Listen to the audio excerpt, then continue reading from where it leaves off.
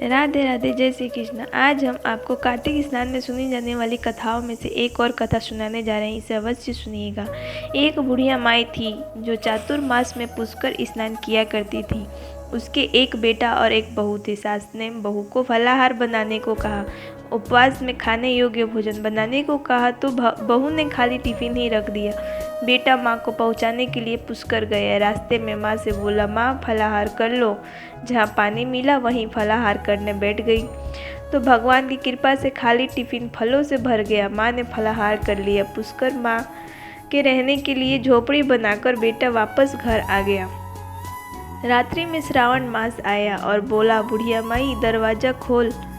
तब बुढ़िया माई ने पूछा, आप कौन है? मैं श्रावण मास। बुढ़िया ने तुरंत दरवाज़ा खोल दिया।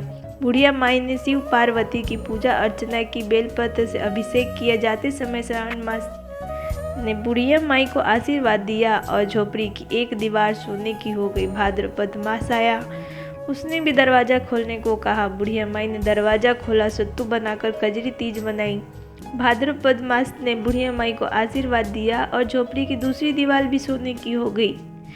फिर आश्विन मास आया और उसने भी दरवाज़ा खोलने को कहा। बुढ़िया माई ने दरवाज़ा खोला, पितरों का तर्पण कर ब्राह्मण भोज कराकर श्राद्ध किया। नवरात्रि में माँ दुर्गा की अखंड ज्योत जलाकर प्रसन्न किया। सत्य की विजय दिवस के रूप में बुराई का अंत की खुशी में दशहरा भी मनाया। आश्विन मास ने जाते समय प्रसन्न होकर तीसरी दीवार भी बहुमूल्य रत्नों से जड़ित कर दी और बुढ़िया माई को सदैव प्रसन्न रहने का आशीर्वाद दिया। इन सब के बाद कार्तिक मास आया, उसने भी दरवाज़ा खोलने को कहा। बुढ़िया माई ने दरवाज़ा खोला, अति प्रसन्न मन से कार्तिक स्नान किया। दीप दान कर दिवाली, गोधन पूजा, भैया दूज, गोपा अष्टमी, आंवला नवमी मनाई। कार्तिक मास ने जाते समय आशीर्वाद दिया और झोपड़ी के स्थान पे महल बन गया। बुढ़िया माई गरीबों की सेवा कर भजन कीर्तन में अपना समय व्यतीत करने लगी। बेटा अपनी माँ को लेने आया तो माँ और झोपड़ी को पहचान न सका तो पड़ोसियों से पूछा। उन्होंने बताया तो बेटा माँ के चरणों में गिरकर बोला, माँ घर चलो। सारे सामान के साथ घर ले आया। सासू माँ के ठाठ देखकर बहू के मन में लालच आ गया और उसने अपनी माँ को भी पुष्कर छोड़कर आने को कहा तो उसका पति अपनी सास को भी पुष्कर छोड़ आया। परंतु बहू की माँ की धर्म कर्म में बिल्कुल रुचि नहीं थी। वह 4 समय भोजन करती और दिन भर सोती। चारों मास आए और चले गए। जाते समय झोपड़ी गिर गई और बहू की माँ गधी की योनि में चली गई।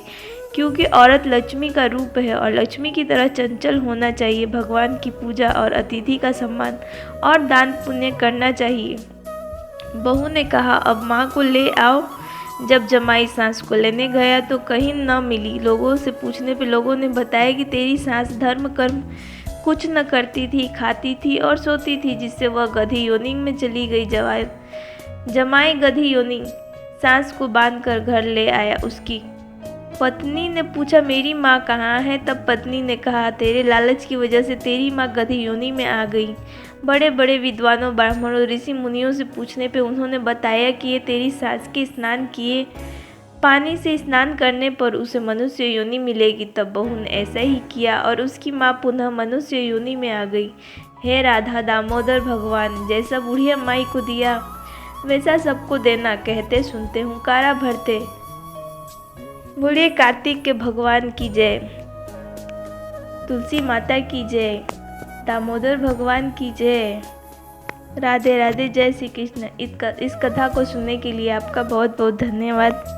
हम आशा करते हैं आपको ये कथा अच्छी लगी होगी। बने रहिए हमारे चैनल के साथ। राधे गोपाल ऑफिशियल 0722।